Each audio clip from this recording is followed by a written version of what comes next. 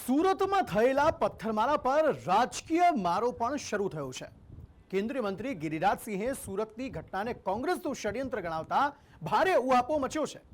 ગિરિરાજસિંહના આરોપો પર કોંગ્રેસે પલટવાર કરતા કહ્યું છે કે ગુજરાતમાં તો વર્ષોથી ભાજપની સરકાર છે, આ તમારી ભાજપ સરકારનું ફેલ્યોર છે। સુરતના પથ્થરમારા પર રાજકીય મારો, ઘૂસણખોરી બાંગ્લાદેશ પર વાર પલટવાર। સુરતમાં બનેલી ઘટના પર જોરદાર રાજકીય ઉભરો આવ્યો છે। સુરતમાં તંગદિલી ભર્યો માહોલ જોવા મળી રહ્યો છે, જેના પર રાજકીય પારો હાઈ થઈ ગયો છે।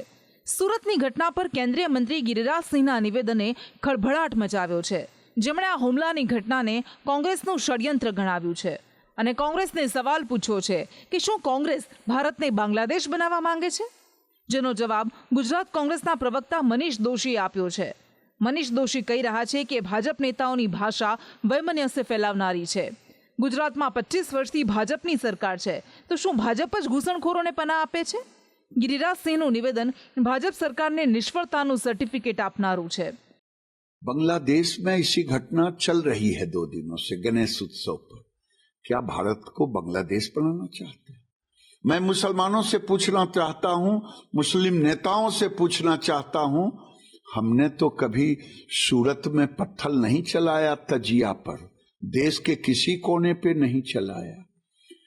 आखिर क्या ये पाकिस्तान है जो गणेश उत्सव पर मनाही? ये बांग्लादेश बनाना चाहते हैं? कांग्रेस की जुबान नहीं खुल रही है। क्या ये टूल किट के पीछे कांग्रेस का हाथ है? गुजरात में बांग्लादेश पाकिस्तान बनी जाए तो 25 वर्ष की भारतीय जनता पार्टी की सरकार,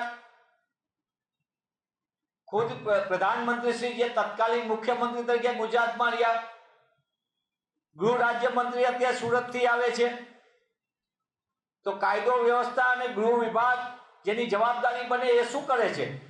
शुं गुजरात में आ रीते घूसणखोर और गैरकायदेसर રહેનારાઓને પનાહ આપવામાં આવે છે ભાજપા સરકારમાં?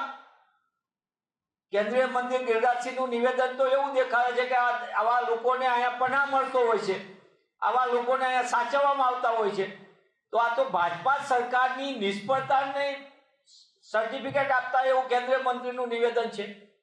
આમ હાલ સુરતની ઘટનાને લઈને ભાજપ અને કોંગ્રેસ સામસામે આવી ગઈ છે અને એકબીજા પર વાર પલટવાર શરૂ થયા છે। ત્યારે આ વાર પલટવારની અસર કેટલી થાય છે, તેના પ્રત્યાઘાત કેવા પડશે તે સમય બતાવશે। પણ આ બધા વચ્ચે ગુજરાત પોલીસે કડક હાથે કાર્યવાહી શરૂ કરી છે। રાજ્યની પોલીસ આ ઘટના બાદ અલર્ટ મોડમાં જોવા મળી રહી છે।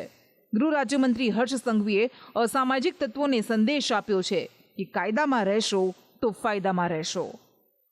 બ્યુરો રિપોર્ટ, સંદેશ ન્યૂઝ।